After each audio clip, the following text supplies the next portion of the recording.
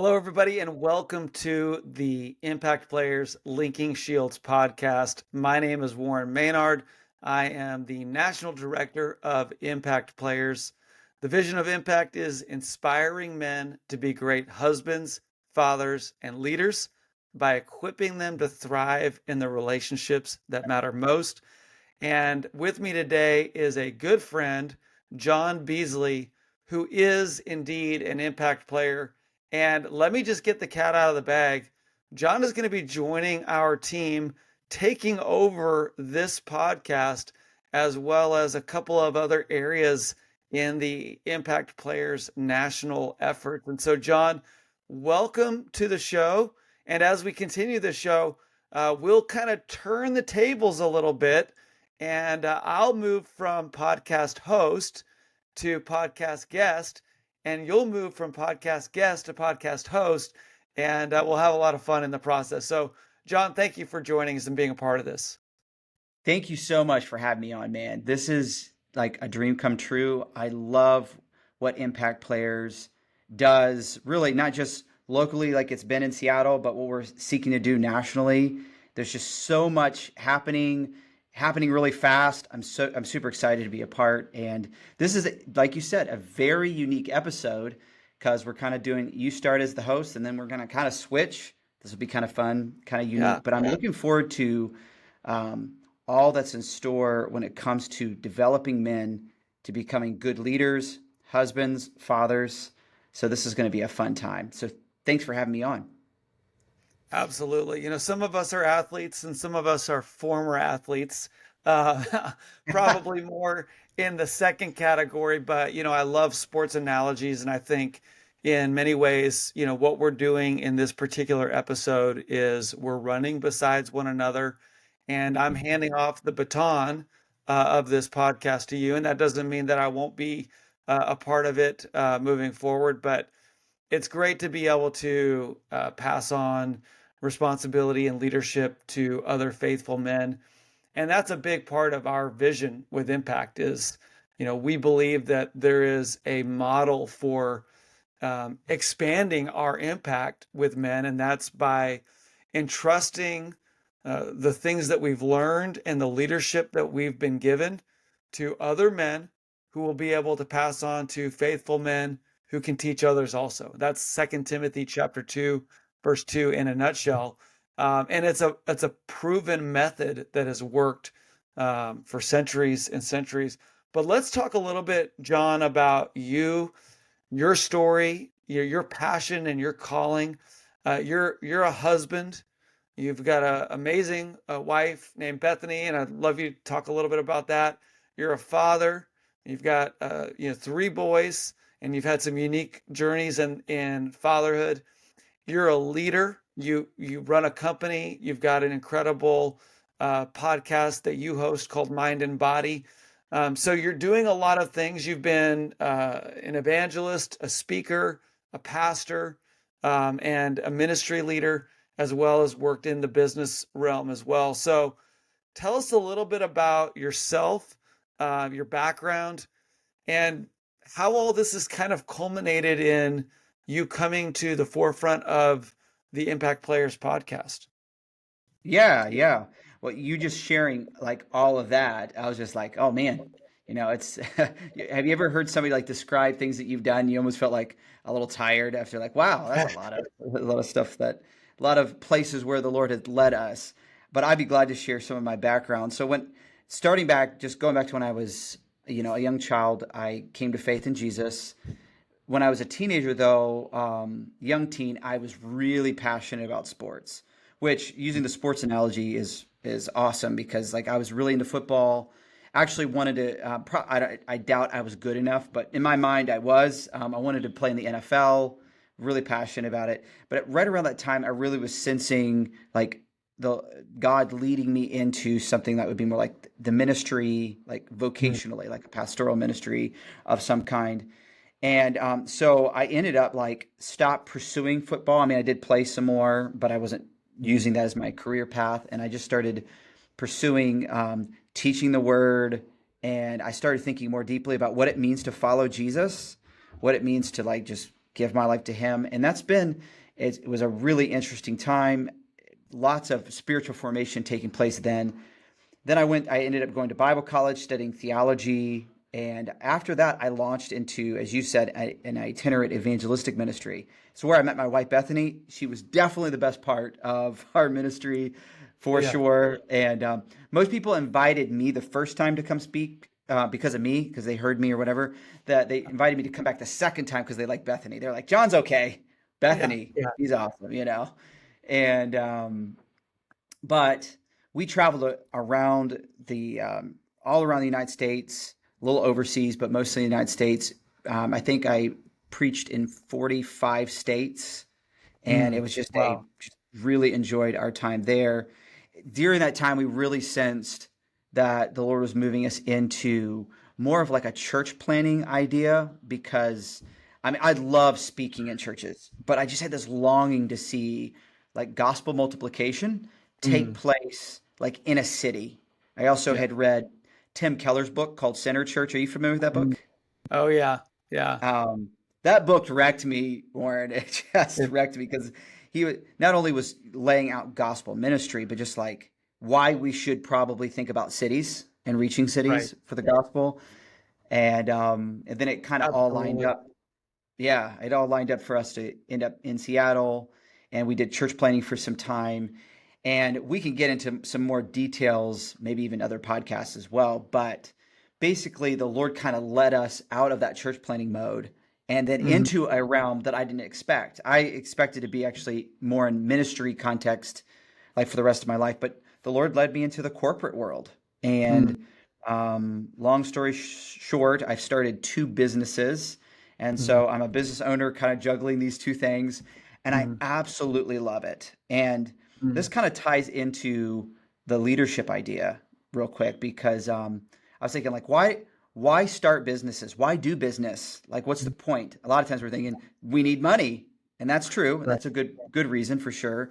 But I thought, I want my business to be oriented differently. I wanted to Mhm. have like an actual why beyond just monetary gains. But why am I doing this? And there was an early church father, Irenaeus, who Mhm. was a disciple of Polycarp, who was a Mhm. disciple of the Apostle John. So this he goes way back and early in the church.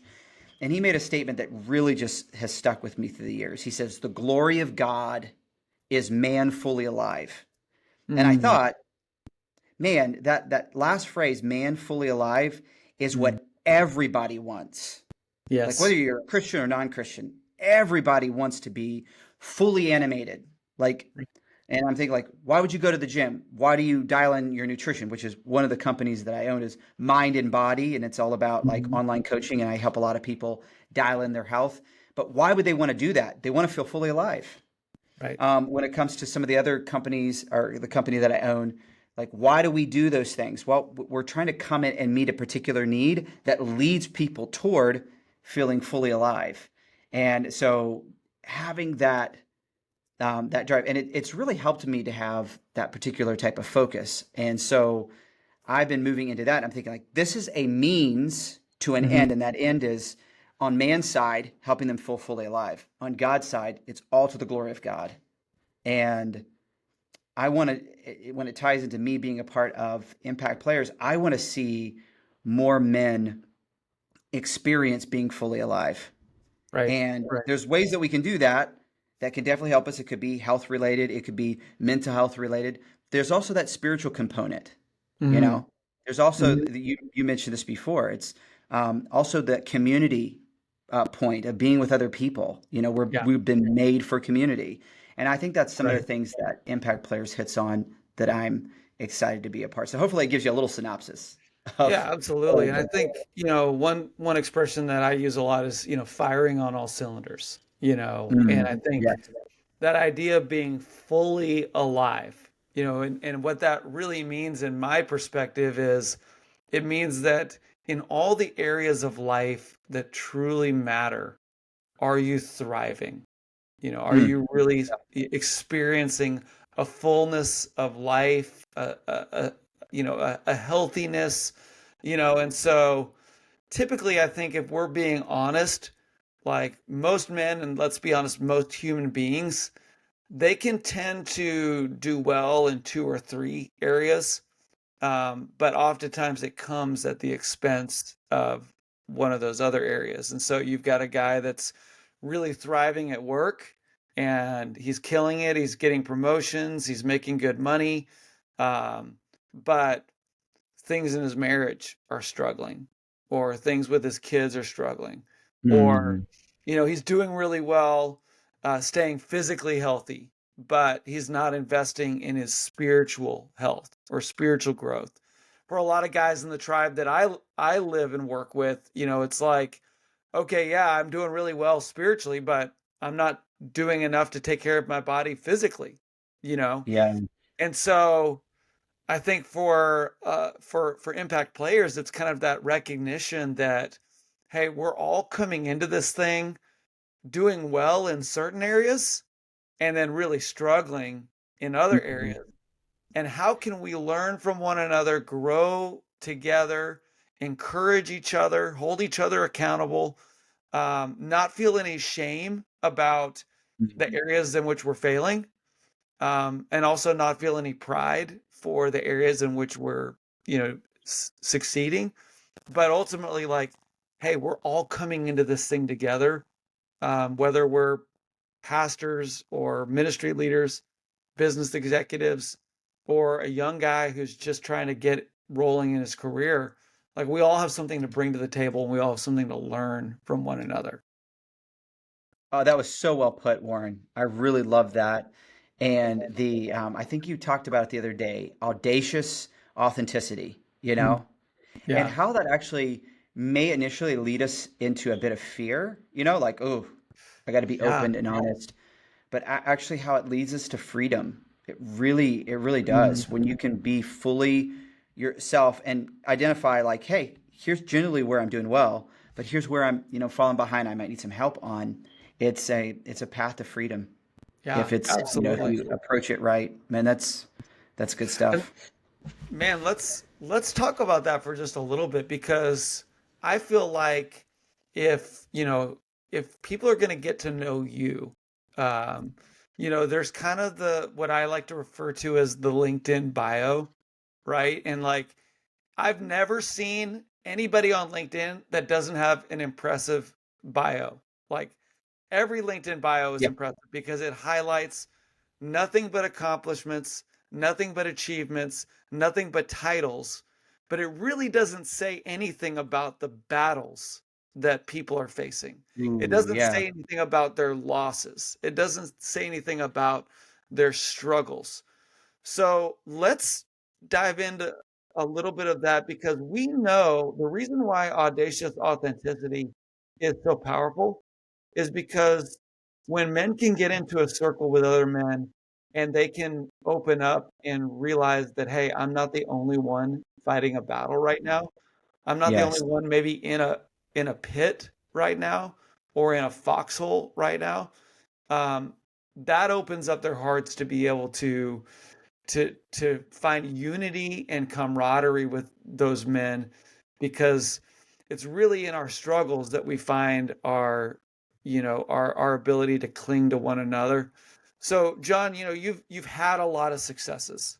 You've preached all over the country. You've built businesses. You've started churches.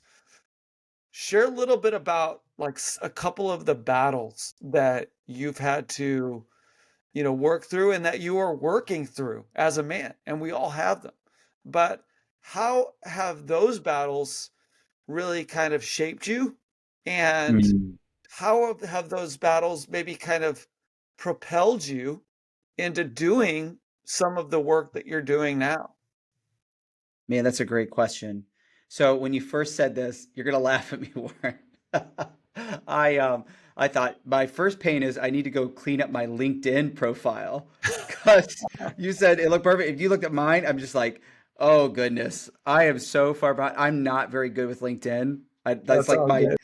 out of all of my social medias, that is the one that's least dialed in. I just never been much on LinkedIn. But So you were just saying everything's perfect. It's like, wait till he sees mine. Oh, right, right. So all those who are listening in, just know that my LinkedIn is really bad. But maybe the time you hear this, I'll be in that good profile, Warren. It'll be There like, you go. this looks There great. you go. I'll send it to you, and you could let me know if it actually looks good.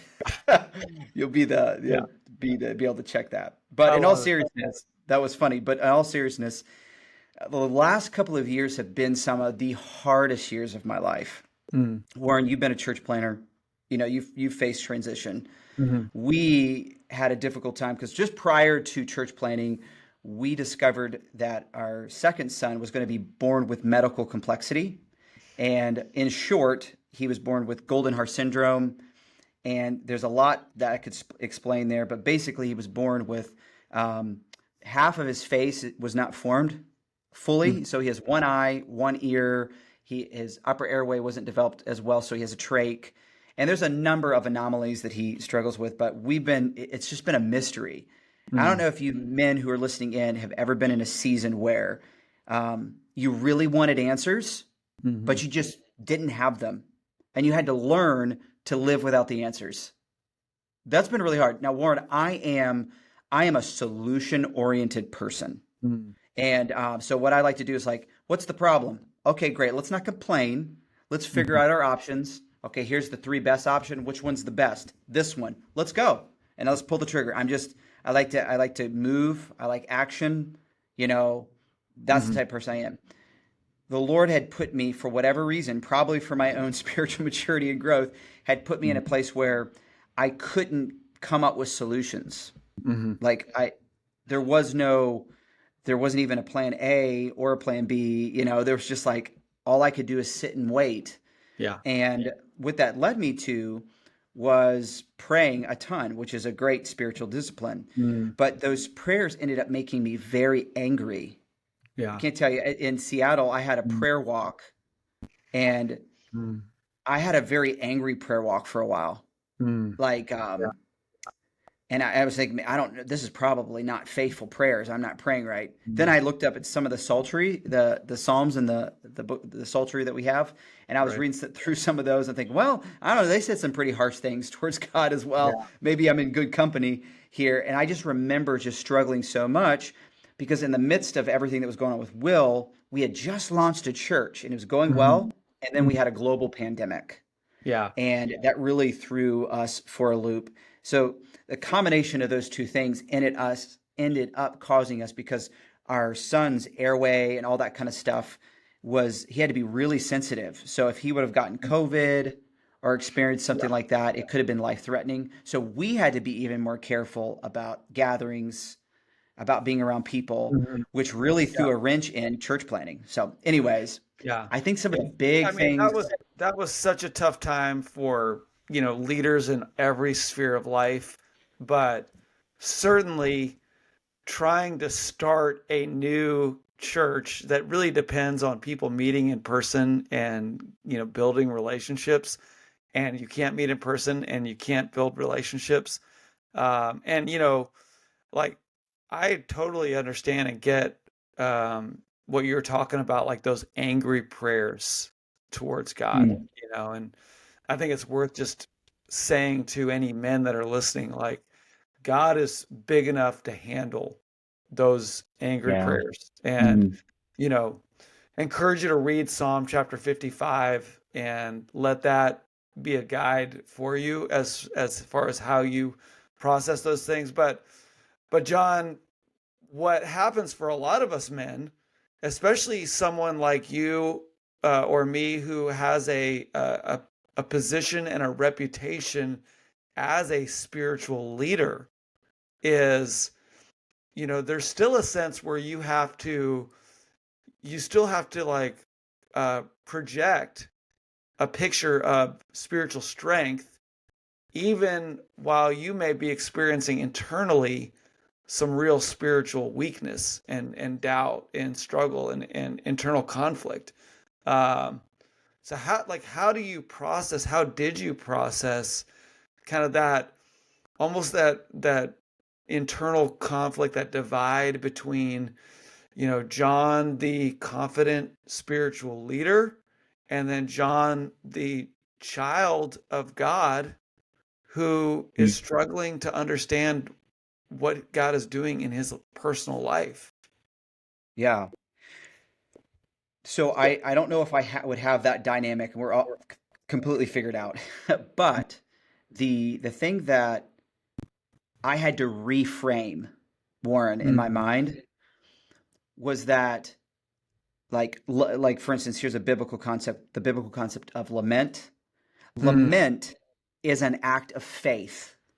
mm. So it's not like if I lament, I'm just not really believing in God. No, the Yeah. reason why you're lamenting is that you're living within the tension of what you know to be true about God, but what you're experiencing right now doesn't seem to line up.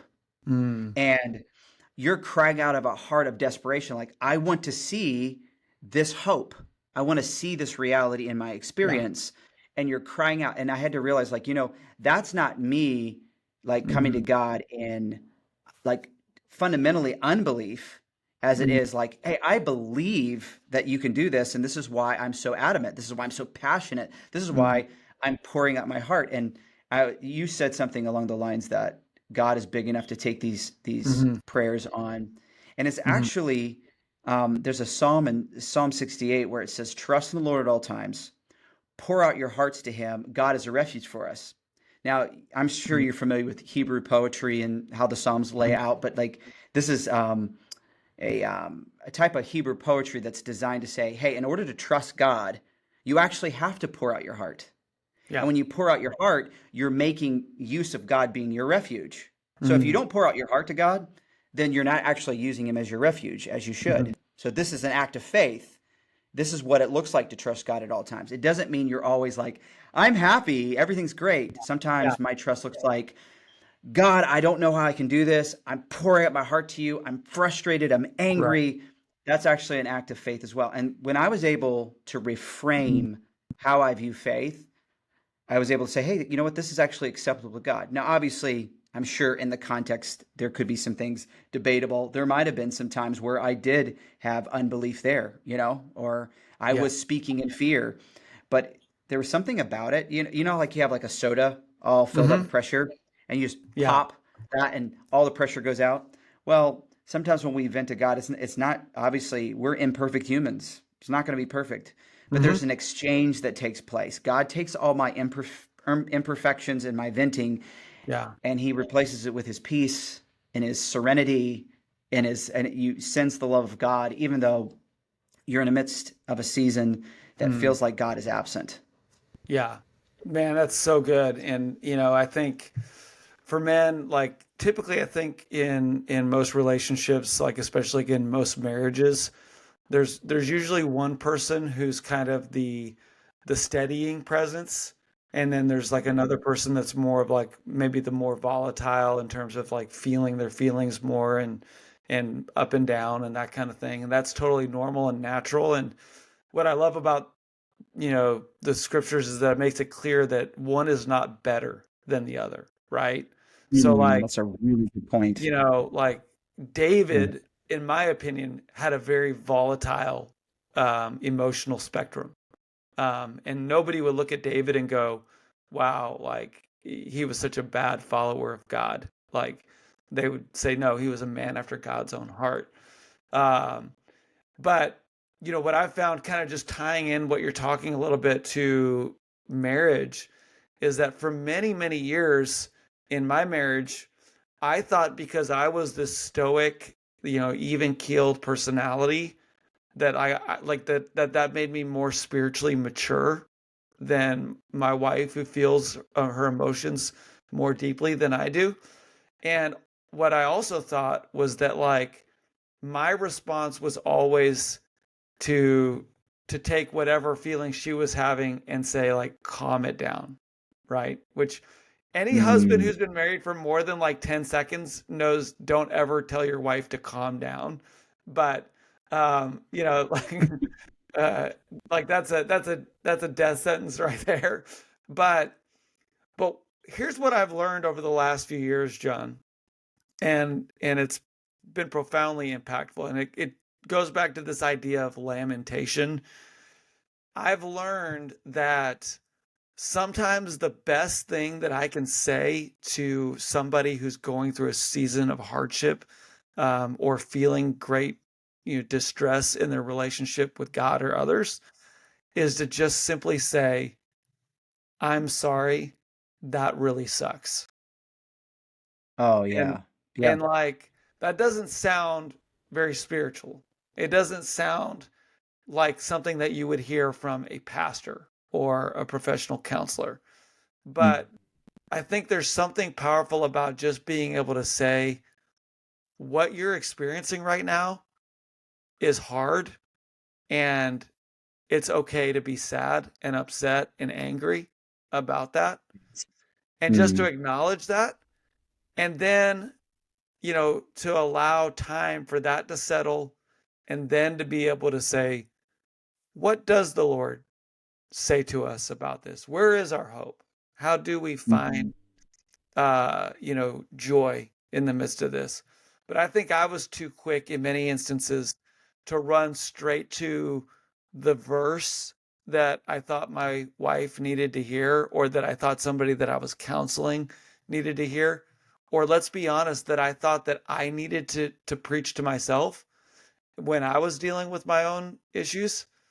But to be able to just sit in, this is hard and this is difficult Mm. and I Mhm. don't like this, and just to be real with that is, I Yes. think, a part of that lamentation process. So you've had to Yeah. work through that a little bit with your son, with the loss of the church vision and plant that you had.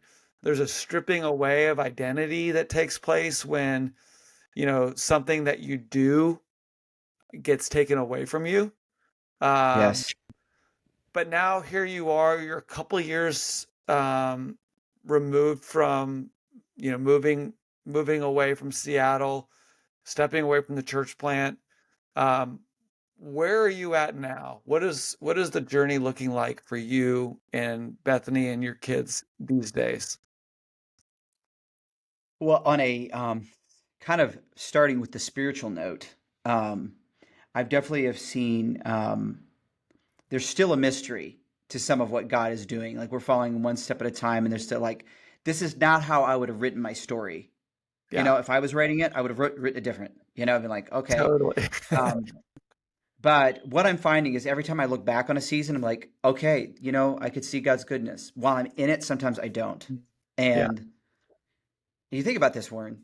Um, when did God, when it comes to like his relationship to humanity, what was the biggest act of God on the earth? I think we would probably say a combination of the incarnation as well Mm, as Christ's death and resurrection, yeah. right? Yeah.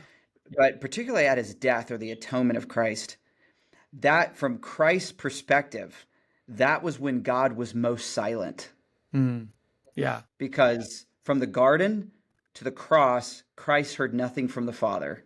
Yeah. It was in the garden, let this cup pass for me. And he didn't hear anything back from the Father. As far as we Mm, know, there was no interaction there, just Jesus mm, speaking. yeah. And I've been there, I'm talking to God, and am I just talking to the roof or the air Right. or whatever? Right. And Right. then on the cross, he cries out Psalm 22, right? My God, why hast thou forsaken me? And I'm thinking, hey, Jesus is the perfect Son of God, Mm, but yet he could be in a spot like that yeah. and still be faithful to the end. And Right. that's been helpful for me. And so as I've kind of looked back and I saw, Mm, hey, God has taken care of me in the past. And even though my future is still kind of like I'm still seeing it developed, it's not mm, even where I'd like to be. And for those sure. who are listening in, like when we transitioned out of church planting, like ministry was everything I knew. So I was thinking like I have some skills, I enjoy leadership, I can build things, but Mhm, like what am I supposed to do? And I had a really hard time finding where that would be. And then eventually I just took a step and started companies, type of a mhm, thing, which has been a great growth time. I mean, I have not, in the last 2 years, I've grown more than any other time in my life. I mm, mean, just seriously have developed as a person. But one thing I think that God has taught me, if I could just bring it down to where I'm at now, is exactly what you said. mm, I've hurt so deeply so that when other people are hurting, I've Mm, learned I'm not going to try to pull them out of that hurt because that just hurts more. yeah. I'm basically saying, hey, ignore your current situation and let me try to distract you, you know, Mm, um, but rather to sit with them in the mud. mm-hmm. I think it's Simon Sinek that says like one of the best things you could do is just instead of trying to pull someone up out of the mud is sit down with them and let them talk and hear them Yeah. out. And I've become so much more of a sympathetic person. You Mm, know, when I see someone hurt, I hurt, for them in a way. But I also want to say, like, you know what? But the thing I need to do is not just say, "Oh, let me tell you what's going to happen." You know, you just hang in there, keep right. your chin up. Which I'm not against those statements necessarily, but sitting with them and caring for them and really caring for people has been something that, like, I think God has done tremendous in my heart. But as far as just practical, where I'm at, I really love being able to, like, I never thought I would be a business owner, but Mm, being able to build something that works, that helps other families, serving other families like employees, but mm, also being able to say, hey, the gospel doesn't lead us just to go to church on Sunday, sing a couple of songs, say a couple of verses, say a mm. couple of, hey, that's right, preacher, or whatever. Right. Um, Right. Yeah. God's kingdom is here, Mm, and it's supposed to be played out in the world. And one of the greatest ways, I heard somebody recently say that entrepreneurs change the world. hmm. And I'm thinking, like, what would that look like for Christian entrepreneurs? Yeah. Like, how much should that be inflamed with gospel passion? Right. And that's one of the things that God is leading me into. And more, I'm just like, I love this. I love being able to take the truth of the gospel and applying it to business Mm-hmm. and impacting people's lives, maybe indirectly at first, but also pointing to, hey, why are we doing what we're doing it? We're doing this to glorify God. Absolutely. And you talked about that illustration of like the bottle, shaking it up and, and then it kind of explodes. And it's like, there is a real sense that, what's inside of you when shaken will come out.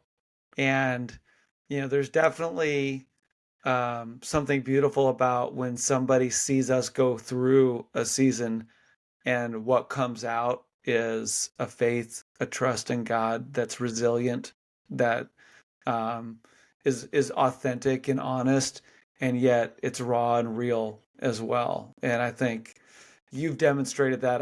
I've been able to walk with you over the last several years and to see how you've navigated some of those twists and turns over the last few years. And now you're kind of pioneering this new work, and we're gonna change seats in just a moment, and talk a little bit about you stepping into the role of hosting this podcast.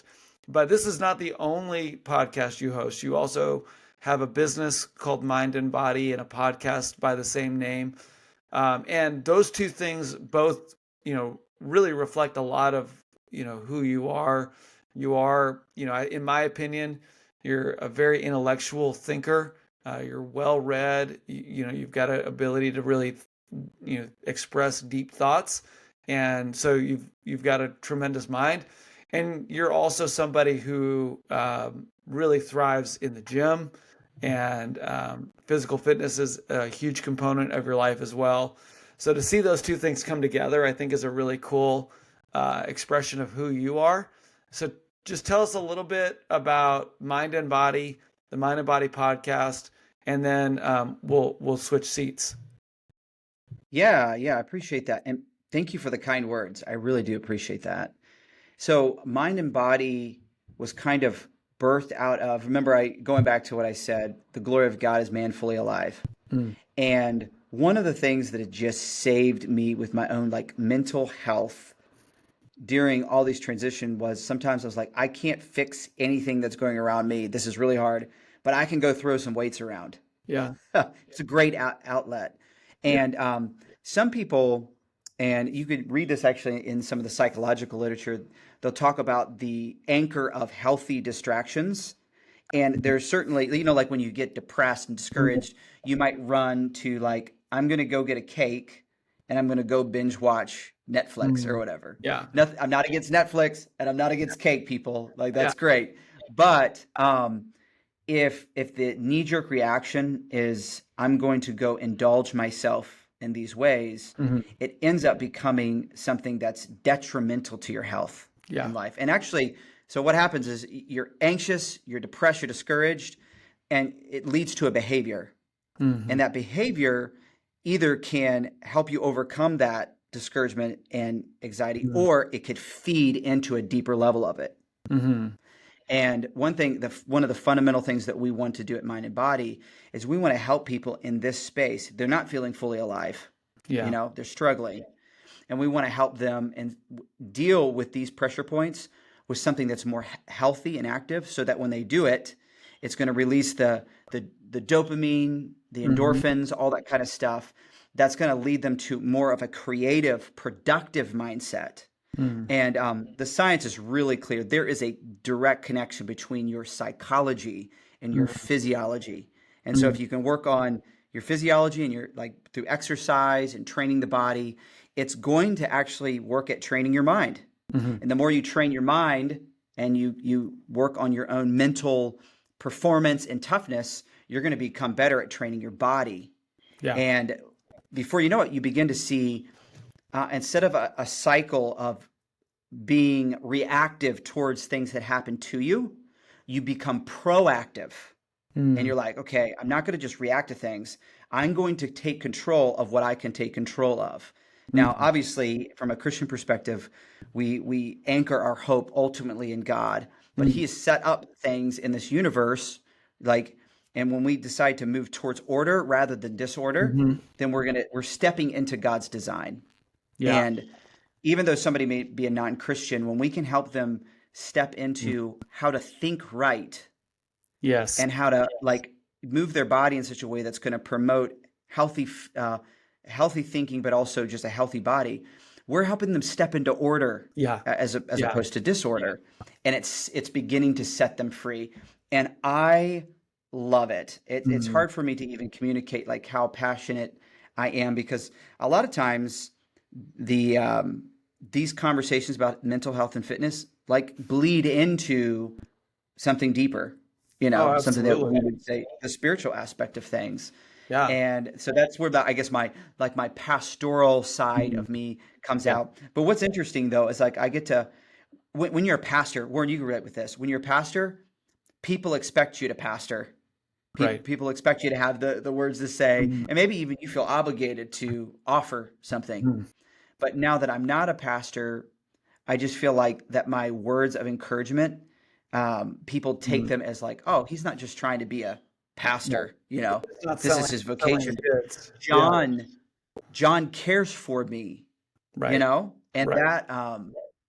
that's exciting. Not that I didn't care for people when I was a pastor, but you Sure. get what No, I'm I saying. mean, what's so cool about that? In fact, one of my favorite things I love anytime I see this is when, quote unquote new science affirms old biblical truth, you know. Oh yeah, yeah. And I mean, things like several years ago when everybody started talking about the importance of practicing gratitude, and you're like, dude, Paul said, rejoice always, pray without ceasing, give thanks in all circumstances, for this is the will of God for you in Christ Jesus. Like, gratitude has been a part of, mental health and, you know, emotional well-being for thousands of years before the new science revealed that to be the case as well. And, when Jesus was asked by the religious leaders of his time, what's the most important thing that you can do in this life? And he answered, love the Lord your God with all your heart, with all your soul, with all your mind, and with all your strength, aka your body. Jesus was laying out a framework for what it means to be holistically integrated into a life that is fully alive, like you were talking about earlier, a life that is fully in tune with the life that God created for us to experience. And so, as men Mm, and as humans, if I'm thriving in my heart and my soul, but not in my mind and my body, then there's going to be synergy and there's going to be consequences there because we're holistic beings, and as a result, all of those things interact. So it's no surprise to me at all that when you find yourself talking to men or women about their mind and their body, that the conversation turns to their spirit and their soul, because that's how we're wired. That's how we're created. Um, but let's talk a little bit about kind of the podcast. And what I'm going to do now is I'm going to take off the host hat. I'm going to give it to you and let you kind of take control. And let's take, maybe about 12, 15 more minutes to interact before we wrap this up. No, that sounds great. Well, recently, Impact Players just announced the expansion that we're trying to do when it comes to reaching our expanding our influence nationally. And I was wondering if you could provide maybe like a glimpse of like what this is going to look like in the coming months to a year. Like what is the future? We're just talking about some of the things that we want to implement with like leader, obviously the fundamentals of developing leaders, developing husbands Mhm. and fathers, all that sort of thing. What does this look like to take this ministry that's birthed out of the Seattle context Yeah. now nationally? What does it look like in the coming months? Yeah. John, you've spent time living in Seattle. If you walk down the hill of Pike Place and take a right at the Pike Place Market, you can walk to the very first quote unquote, the very first Starbucks, right? And now Starbucks is ubiquitous all over the world because they found a system to um, to offer something to people that they're already wanting and looking for.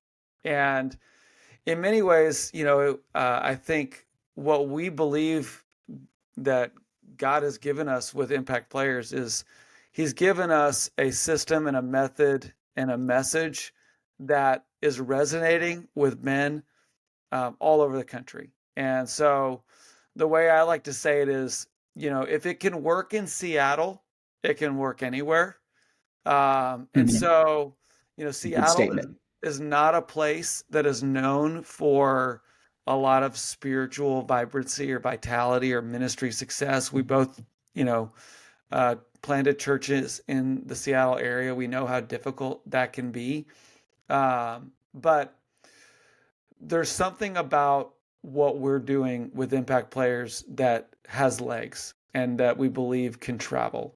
What we're trying to do is to take the model that we've created in the greater Seattle area and say, how can we help men's ministry leaders, Christian business leaders, churches, and organizations that are trying to figure out how to reach and equip men and inspire them to be great husbands, fathers, and leaders. How can we give them some of those tools and resources and a framework that will allow them to do that more successfully? And so we've located or we've identified a new leader to take over the work that's happening here in the Seattle area. And now I'm transitioning into a role of trying to take this and expand it across the country. And so over the next Mm. year or so, we'll be really focused on building that out. I think this podcast is a part of that. We want to begin to speak to a wider audience with the podcast, but we've got an online platform for men to find community.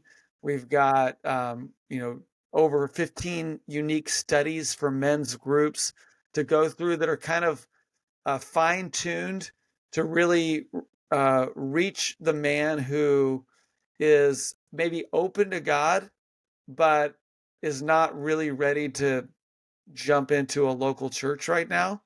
Um, Mm. Even if a man is a non believer or a strong Christian, there's something about the way that we've been able to merge uh, the discipleship of men with those key relationships of being a better husband, father, and leader that seems to be really impacting men on a deep level. Yeah, so this is a great inroad to this question, and I know we only have a few minutes left before we'll land this podcast. But I'm curious, like, so if a pastor is listening into this, they're like, you know, I really probably should be more intentional about men's discipleship in my church, Mhm. leadership development, and so forth. Like, why impact players? Like, Mhm. what makes this unique? Why should I look into it more? What would you say to that if a pastor asked? Yeah, I think a lot of men feel like they've been sidelined in the church. They don't really see how they fit in. They don't really know how they can use their gifts. Maybe they feel like their wives have a better grasp on the Bible or spiritual knowledge, and so there's a little bit of an intimidation factor there. And so what we're able to do is we're able to say, hey, here is a starting point that anybody can jump in on, whether they're a believer, a new believer, non-believer. But we start with the basics and we build the men up from there. But in the process, the men learn how to uh, study the scriptures. They learn to memorize the scriptures. And then I would say, John, that the secret sauce, this is the thing that I think really, makes what impact players do pop. And it's this idea that we're helping men to connect the truths of the Bible with the relationships in their lives that matter most. And so you've got men who maybe they've gone to church for years, but they're not praying with their wives. They're not leading their families spiritually. They don't know how. They haven't been challenged to do that. They don't feel equipped to do that. Um, they're not taking the truths of Scripture and bringing it into the workplace. They're not letting it define the way that they think about the business that they run. And so what we're doing is we're really helping those men to bring those things together and to ask a lot of the questions that men are asking and to provide a safe space with a biblical foundation that allows them to answer those questions in a way that makes sense to them. That's awesome. So it sounds like to me like impact players is a great like bridge where it does hit on discipleship. So, but it's specified to like these key relationships that you mentioned to themselves, self leadership, leading others, Mhm. to being a godly husband and a godly father. So it's really specified, which sometimes, men need some help. They get the general idea. If you ask them, like, what should a Christian man do? They could, live for the glory of God. But what does that look like in the home? What does Right. that look like in a marriage? What does that look like when I'm at work or leading a company or whatever it may be? I think that's really good. But it also bridges to evangelism, or to really trying to reach those who Mhm. maybe had a bad experience in church. Yeah. But what we're showing them is like, can we let's look at the way a little bit deeper. Which when you show somebody, I was just talking to a Christian businessman. I was like, when we show people the way of Christianity, Mhm. it actually points to the way maker, Yeah. Jesus. Right. But sometimes we try to say, well, you don't need to learn the way yet. You just need to know Jesus. Well, that's true. They need to know Jesus. But for them to see, oh, actually, the gospel can radically change every aspect of my life. It's not just something I affirm. Mhm. It actually radically reorients me in every Yeah. aspect. And it, like going back to what we originally talked about, the fullness of life. Mhm. Jesus has come that they may have life and life more abundantly. Abundant. And I Yeah. think that's what impact players does. It's like it hits on that discipleship, Mhm. but it's also an awesome bridge to bringing people in who may not be interested in Jesus, but they begin to interact with the truth of God's word that could change their life. Yeah. Well, we need to wrap this episode up for sure, but man, I've really enjoyed this, Warren. And for those who are listening in, just a quick snapshot of what to expect. We plan with this podcast to Mhm. interview leaders in all different sorts, different arenas. It could be business leaders, be athletes, It could be pastors. It could be, and it doesn't have to be in any of those categories, but we're going to look at people who are leading in different ways, in different capacities, to bring them in to speak to how we can be better leaders, husbands, and Mhm. fathers. And so you can expect to see an episode drop every single week. And we're so excited to bring that to you. And we hope that it'll bring not only spiritual formation, but just true life change. So be expecting that. So, Warren, thank you again for Mhm. hosting this with me today. Yeah, And it's I'm fun. excited about many more times together talking about God's truth. Have a great day. Thanks, guys.